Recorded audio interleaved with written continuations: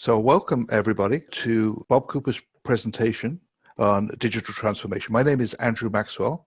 I'm a professor at the Sand School of Engineering of Technology Entrepreneurship, which for those who don't know is in Toronto, Canada. And Bob Cooper is actually about, if I stood on the top of my house, I think I could see his house. He's about 10 minutes down the road. Our tech support today is provided by Nick Maxwell, who is social isolating with me at my house because he's my son, because he's also a student at Lassonde and runs part of the Lassonde studios there. So it's a great pleasure to welcome you, Bob. And I think people know about you as the creator of the Stagegate process. And the thing I love to tell people, and there's a lot of information on the bio, is that the Stagegate process, the development of that, was stimulated by two things. The first is a failure. You were working in a company in Ontario, and their first product succeeded, the second product failed. And you were really asking this question: why would the same team, the same technology, the same approach fail the second time when the first time it worked so well? And the second part of that learning from failure was the curiosity to come up with a framework that then could be used consistently to help people reduce failure, avoid failure.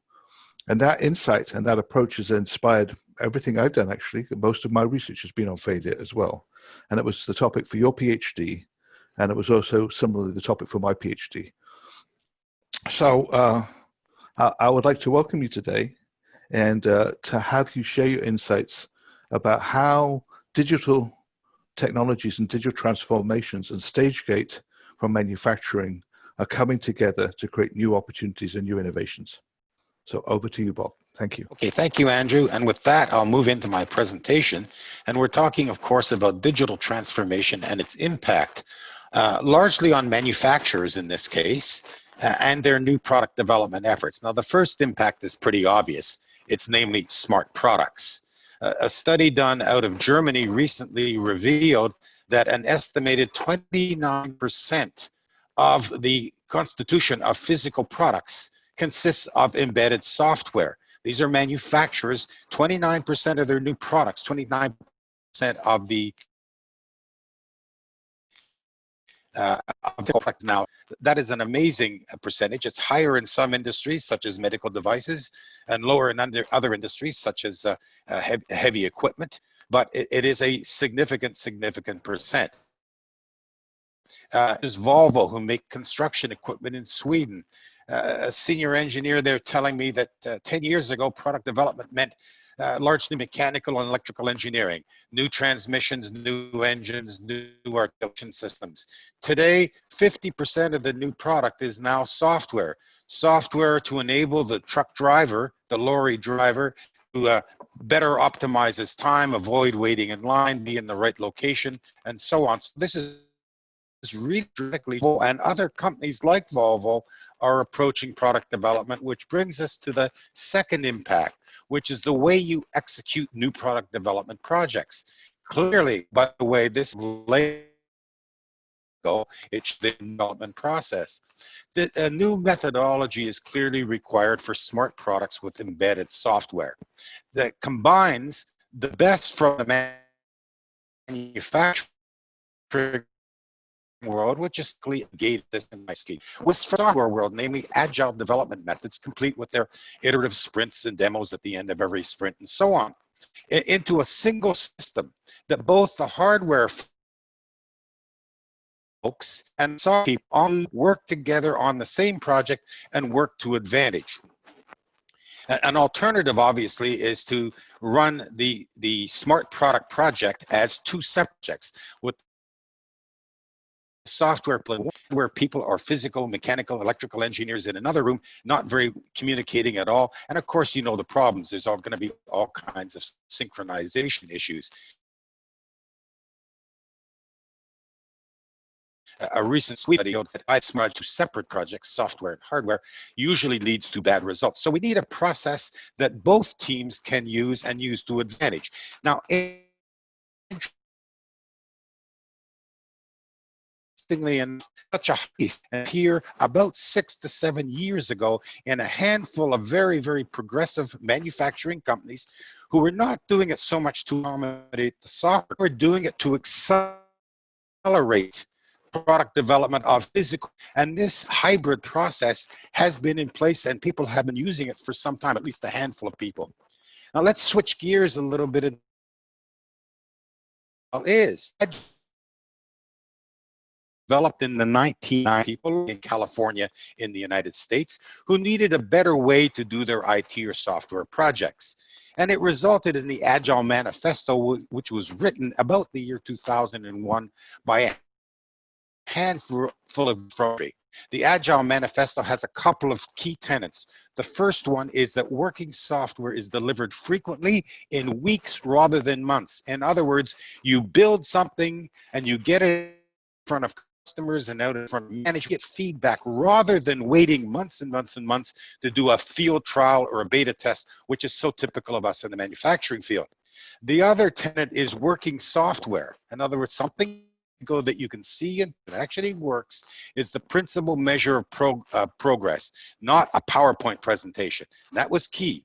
So the Agile development methodology as it came together in California basically relies on a time-boxed iterative approach. The entire development process is broken into a series of roughly 2-week sprints. 2 weeks being the time-boxed element, a series of 2-week sprints, and at the end of every the project team has to do with what they've developed thus far to customers and to management, namely the stakeholders in the project. This process is very evolutionary. There's an evolutionary development and delivery. For example, the product definition is not that well known at the beginning of the project, at the beginning of the development. The project is fluid and it changes as development proceeds, which is very different than the typical manufacturing process where the product definition is nailed down before development starts. And the other aspect of this is rapid development of product versions for verification, which then leads to some necessary changes in real time as one moves through development. The other thing is there's no such thing as a Gantt chart or a long-term plan or a critical path plan.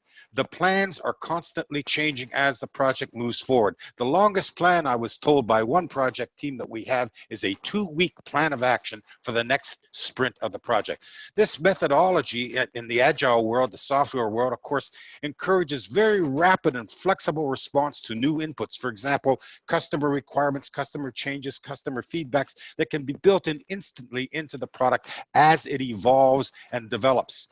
Another interesting aspect is typically a dedicated team is used here. It's 100% of their time on one project. So you have the picture of 5 or 6 code writers sitting behind their computer screens in one room. Oh yes, co-located, all the people in one room working 100% on this project and no other projects. And by the way, there's some new interesting roles. There's no project leader anymore. So there's a whole bunch of differences about this Agile methodology. And if you're not familiar with it, you owe yourself to log on, take a look at the Agile Manifesto and the many articles that have been written by software people about what this process looks like. Now, move forward a few years. Move forward to this decade.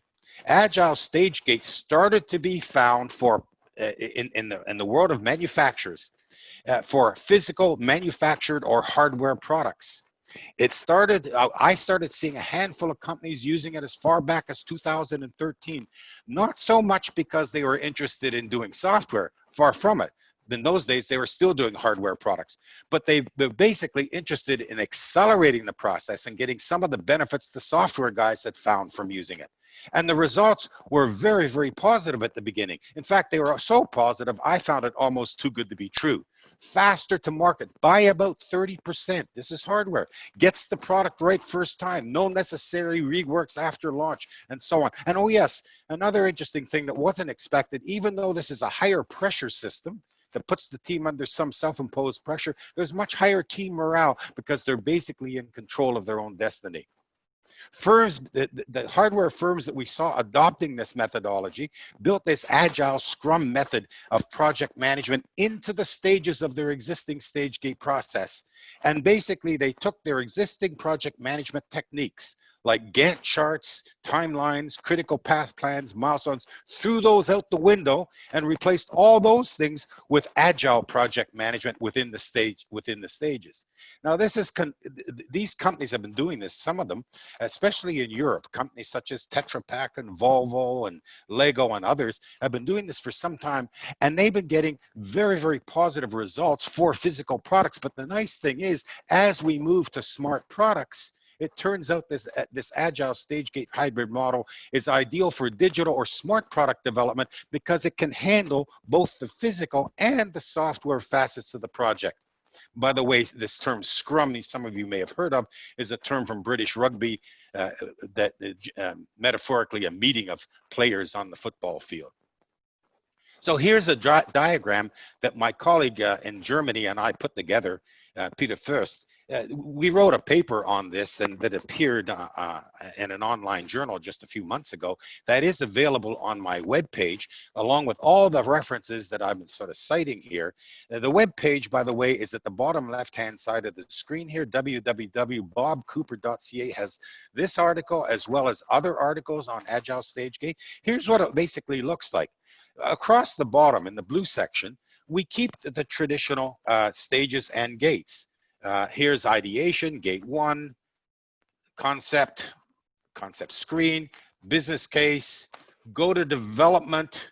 Development is a long phase, of course, typically. Then we have validation, followed by launch, and then project close or the post-launch review. So this is your standard traditional 5-stage, 5-gate stage gate process that so many manufacturers around the world have adopted. And I include manufacturers in both heavy equipment such as Siemens, as well as consumer products companies like Procter & Gamble. Now, what do we see at the top here? These gold circles, these are designed to represent these short iterations that are built into the stages of the stage gate process. Obviously, iterations occur within the stages of the process. Many iterations can occur within the longer stages, such as development. So the ideation phase may have a couple of iterations, typically 2 to 4 weeks. But the longer phases, such as development or validation or launch, could have multiple iterations.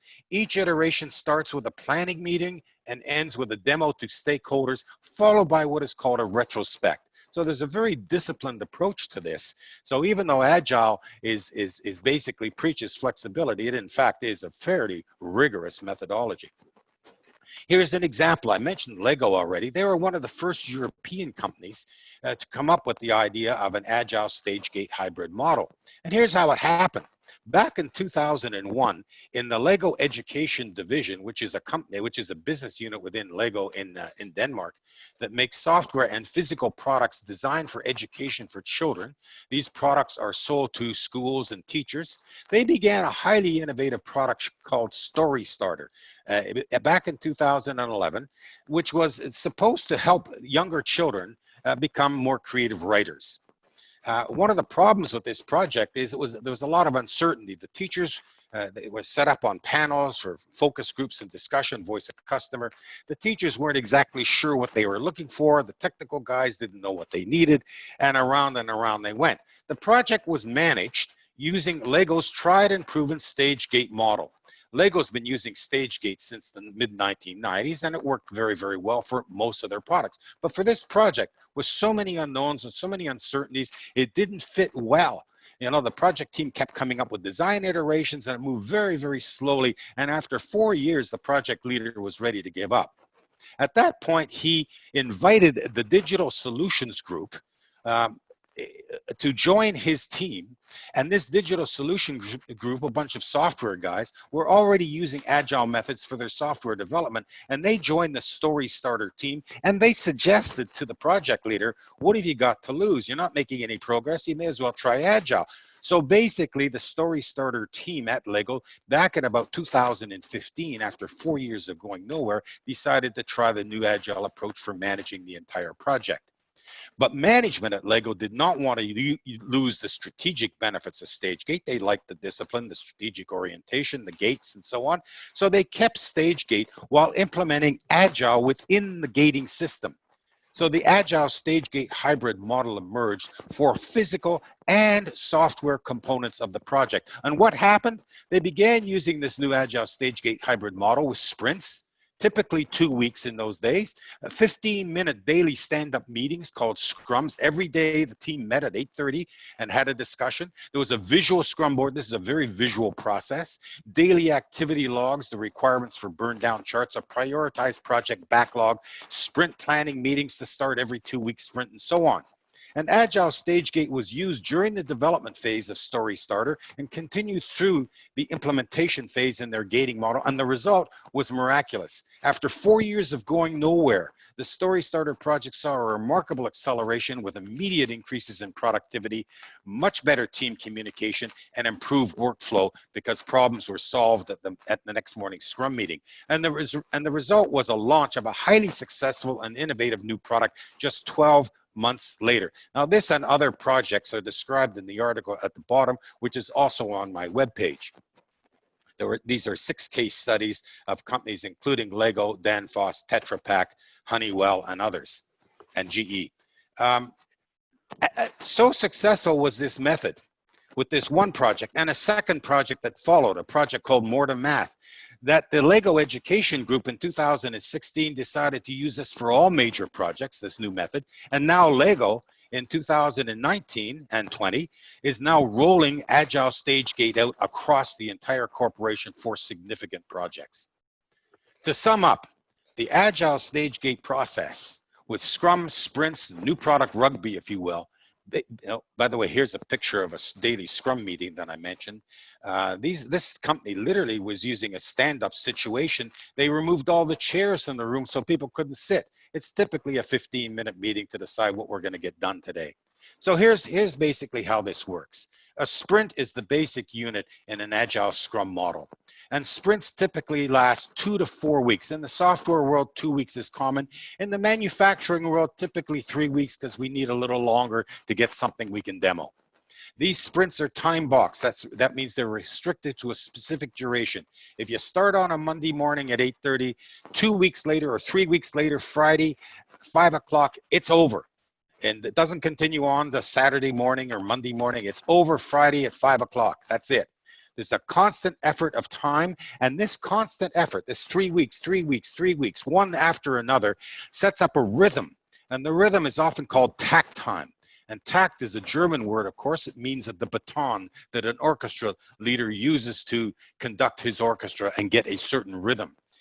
Each sprint is preceded by a meeting, logically called the sprint planning meeting. And at this meeting, the entire team gathers on that Monday morning to agree on the sprint goals, what we're going to get achieved in the next 3 weeks, folks, and to map out the tasks, how we're going to achieve those goals. Almost day by day, they map out this 3-week plan. Then the sprint starts, and the sprint starts with daily stand-up or Scrum meetings. The picture to your right here, of course, is a typical Scrum meeting. Typically, this is a 15 to 20-minute meeting to organize each day. 8:30 in the morning, the entire team gathers. Every team member must be there, whether physically or virtually. They set priorities, they shift responsibilities, they share knowledge, they solve problems, and they decide what they're going to get done that day and how they're going to move the ball forward down the football field. And then at the end of the 3 weeks, if it's a 3-week sprint, the sprint is followed by a demo and a retrospective meeting. The demo is where the completed work, for example, a model or a prototype or a prototype or a crude working model, is demoed to the stakeholders. Stakeholders means customers, and it also means management. And also after the demo, there's a retrospect where the team gathers in the last hour or two of that week to discuss the progress, what we did well, what we did badly, and how we're going to work together better as a team in the following weeks. So this is basically how the system works. And then that 3-week sprint is finished, and you move on to the next 3 weeks, and the next 3 weeks, and the next 3 weeks, all the way through to the point where you're ready to launch the product. So that's basically a quick look at Agile-Stage-Gate. As I said, ladies and gentlemen, if you go to my webpage at the bottom left there, the webpage is listed, bobcooper.ca, CA is for Canada. You can take a look at a number of articles, including some award-winning articles that have been written, case studies of companies that have done this, etc. So do have a look at that. The second major impact is new digital tools to accelerate and enhance new product development. And I'm not going to spend as long on this because you guys already know this is happening. There's algorithms and bots to investigate user forms, crowdfunding platforms, social media to learn about wishes, pains, desires, and investment interests of potential customers. For example, a colleague of mine was working on a project with a company that custom designed ladies' dresses. And they were using artificial intelligence to scan social media to find out what major events ladies were going to, and then propose new clothing items for that lady seeking a new dress for a special event, such as her son's graduation from university. VOC research is now adopting neuroscience methods to acquire deeper insight. One of my German, using EEG, that's electroencephalogram, biosensors and eye tracking to determine what's going on in people's heads. For example, my German colleague of mine, Peter Fürst, who is the managing director of Five Eyes Innovation in Germany, in German-speaking countries, working with an orange juice company in Switzerland, which tested which product attributes versus price combinations delivered maximum customer well-being using using electroencephalograms to measure brain activity to find maximum contentment and satisfaction. And newer technologies are also making prototype development. We've seen 3D printing, and of course 3D printing has become very cheap and ubiquitous, and it partly solves the #1 problem that people don't know what they're looking for until you show it to them. And rapid prototyping makes this possible. This is a rapid prototype 3D printed cake done by a Swiss food company. This is a 3D printed jet engine, a turboprop engine by GE. And there's other digital technologies being used in a similar way. And then simulations can be used to test new products technically and to allow customer testing of a product. Waymo, the self-driving car by Google, has logged 12 billion miles as of 2020, all done by simulation. There's a picture of that car there. So all kinds of new technologies, digital technologies, making possible product prototypes, rapid prototypes, prototypes, models, etc. FedEx is now testing prototypes of drop boxes, cardboard mock-ups using virtual reality, quickly, low labor, in users' own home environment, which is much more realistic in the lab. So here's a picture of a new drop box for packages that be installed outside somebody's front door. And then here is the actual use of virtual reality while customers were actually trying the drop box literally in their own home. Volvo Trucks test new construction vehicles that don't yet exist. A real driver drives the off-highway vehicle in a simulator, not unlike a flight simulator. It's a lot cheaper and faster to develop the software than the truck. And then finally, artificial intelligence is being used to predict the outcomes of technical product tests, technical R&D. Pharmaceuticals moving very heavily in this way, using artificial intelligence to predict what's going to happen when a new molecule enters the body in real time.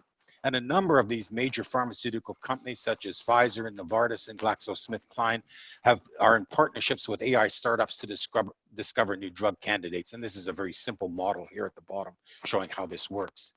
And final impact, and I'll stop at this point, is developing technology platforms for smart products. If we're going to have machines with smart software that are smart with software embedded, then we need platforms for this software. And one of the things I suggest and recommend, and see reference #7 at the end here, the 3-stage technology platform development model that some of you may be already using, but it's worthwhile having a look at for technology platforms for developing the software platforms for these new products. So conclusion, folks, digital transformation has many impacts on manufacturers. These are obviously smart products with embedded software, new development methods, for example, Agile-Stage-Gate, new technologies to accelerate development, such as artificial intelligence, simulation, virtual reality, augmented reality, 3D printing, and finally, the development of technology platforms, software platforms, and a new methodology here as well. And at this point, Andrew, I'll shut up and let you take questions. Well, Bob, thank you for a great presentation. You stimulated a lot of interest. We have far too many questions to ever answer, which I think is always a good sign, and a really interesting question. So I'm just going to pick a couple. The first one is this issue about breakthrough innovations versus incremental innovations. Do you see this as more useful in one than the other? Does this change? Because there's always been an argument that Stagegate is often better for incremental than breakthrough, but this seems to address that. Can you talk a little bit about that? Well, first of all, I think there's a number of reasons why we lack breakthrough innovations amongst manufacturers, not the least of which is management, which is so focused on the bottom line and short-term results. But that's another issue, Andrew, that we can get into on another day, much more philosophical. I think this new approach, this Agile-Stage-Gate approach, is ideal for projects where there's a lot of uncertainty and a lot of risk and a lot of unknowns. This Lego project I described, this storyteller, nothing was known. The project team had no idea what the teachers wanted. The teachers didn't know what they wanted. They knew they had a vague need to develop something that could teach kids to be creative writers. But other than that, no definition. And the traditional process, you're quite right, the traditional gating process didn't do a good job at that. This Agile stage gate does tend to deal with uncertainties, and deal with unknowns very, very well. For example, we're finding out that the typical project in an Agile Stage-Gate model is less than 50% defined when it's approved for development. Isn't that incredible? They're not sure what they're going to develop, and yet they're already getting funding for the project. It's just a different world, and this Agile Stage-Gate approach allows that to happen because the product definition comes together over the course of development. So it can handle the uncertainty, the risk, the unknowns that are so typical of bold breakthrough innovation. And frankly, one of the reasons why a lot of breakthrough innovation projects get killed is because there are too many unknowns, too many uncertainties, and management can't live with it. So I think this is a great way to enhance and empower those kinds of projects and project teams, Andrew. Good question. I'm going to ask the next question about the role of senior management. So how does the role of senior management change in this when you're that's approaching very this interesting. Most senior managements, and I apologize to anybody who is a senior executive on the line here on the show this morning, most of them don't really understand what Agile means. And I've been asked again and again and again by project leaders and project team members to please explain what it means. The typical senior manager has this notion that Agile just is about being fast and nimble and quick and able to respond quickly. They don't realize that it's a complete methodology that's been developed with some care and attention by some folks in California in the software industry. It really is a methodology. Their role typically is to stay out of the way. They still go to the gate meetings because they still have to approve resources and they still have to make go-kill decisions. Obviously, resources are required for projects and senior folks have to be involved in those decisions. But other than that, we have typically seen that they have not been highly involved on a day-to-day basis with these types of projects. The one exception would be, of course, are these demos. The project team is expected to demo the results of the work they've done at the end of every sprint to the executive team, including the product owner. So they are more engaged than otherwise, but not too much. They don't have to learn what Agile is. They don't have to speak the language of Agile. They don't have to sound like they're IT people. And in fact, you probably want to discourage them from doing that because they'll get very confused. But basically, it's business as usual, but more involvement at the end of every sprint to sort of see how things are going. And one last very quick question, because we have about a minute left. What are the challenges of implementing this Agile Stage-Gate approach? What is going to be the biggest challenge for organizations looking to adopt this because they see the benefits? Well, I think the biggest challenge is actually at the top of the house. Everyone thinks it's a good idea until they get into it. And then the senior people who typically don't understand it very well get very nervous because they're afraid they're losing control here. For example, requiring an executive team to approve a project with maybe costing thousands or hundreds of thousands of euros, approve a project and there's no product definition. And how can you have a business case when there's no product definition? So this inability to deal with the uncertainties and the risks of these less well-defined projects, typical of this Agile Stage-Gate or typical of smart products, is a real challenge for the senior person. Also, and I'll just wrap up here, Andrew, the fact that a project team, I remember at Honeywell, for example, a project team member came in, the project leader was presenting his case, and of course, there are no long-term plans. And one senior executive put up his hand at a gate meeting and said, when will this product be launched? When is it going to be on the market? And he said, I don't see a Gantt chart. I don't see a timeline. I don't see any milestones. And the project leader turned to the executive and said, there are none. The product will be launched when it's done. And of course, the executive was just horrified that he was expected to approve a project and there's no plan of action. Well, welcome to the 21st century, sir or madam. This is the way things are in this agile world. Now, some companies have made compromises, of course, and dealt with some of these issues. And there are solutions. And we have had several articles, and they're on my webpage, that deal with some of the solutions to these tough issues. I'll shut up at this point, Andrew. I know I'm over time. Oh, well, so thank you so much. The number of questions was really a great indication of how interesting this is. I'm going to talk with you afterwards about if there's a way we can carry on this discussion so people can join and find out more about it, but well, we can work that out later. In the meantime, bobcooper.ca is a great site with lots of resources. And Bob, thank you so much for your historical contributions and ongoing contributions, especially how we can continue to use them and reinvent them for the current environment. Thank you so much. Well, thank you, Andrew, and thank you, everybody, and good afternoon.